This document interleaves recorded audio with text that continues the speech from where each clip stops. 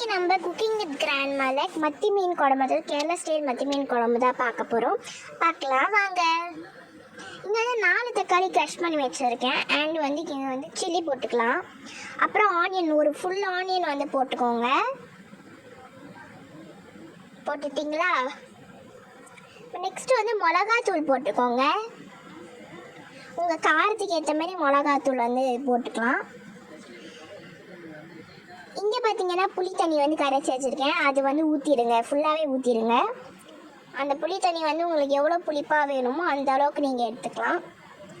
எனக்கு வந்து நல்லா புளிப்பாக இருந்தால் தான் பிடிக்கும். ஸோ இதான் மத்தி மீன். அண்ட் கல்லுப்பு போட்டு நல்லா மிக்ஸ் பண்ண ஆரம்பிங்க. மிக்ஸ் வந்து நீங்கள் வந்து கையிலையும் பண்ணலாம், கரண்டிலையும் பண்ணலாம், உங்களோட விருப்பம் தான். அப்புறம் தண்ணி கொஞ்சம் ஆட் பண்ணிக்கோங்க. இப்போ நெக்ஸ்ட்டு வந்து என்ன பார்க்க போகிறோம் பார்த்தீங்க அப்படின்னா, தேங்காய் வெட்டுறது தான் வந்து பார்க்க போகிறோம். தேங்காய் வந்து வெட்டிடுங்க. இந்த குழம்புலேயே வந்து மெயின் டிஷ்ஷு தேங்காய் தான். தேங்காய் போட்டிங்கன்னா அந்த அளவுக்கு நல்லாயிருக்கும். ஸோ தேங்காய் வெட்டிட்டு நீங்கள் ஜாரில் போட்டு அரைக்கணும். ஸோ அந்த ப்ராசஸ் தான் இங்கே போயிட்டுருக்கு. இப்போ ஜாரில் போட்டு அரைக்க ஆரம்பிச்சிடலாம். ஸோ இப்போ நெக்ஸ்ட் வந்து அதை ஊற்றிடுங்க. அரைச்சதை ஊற்றிட்டு இப்போ நல்லா வந்து மிக்ஸ் பண்ண ஆரம்பிக்கணும். பார்த்தீங்களா, மிக்ஸ் ஆகிடுச்சு. இப்போ வந்து மத்தி மீனை வந்து போட்டுக்கோங்க. மத்தி மீன் ஃபுல்லாக போட்டிங்களா? போட்டுட்டு நெக்ஸ்ட் அதை வந்து கொஞ்சம் அதில் வந்து இந்த தேங்காய் எண்ணெய் வந்து ஊற்றிக்கோங்க.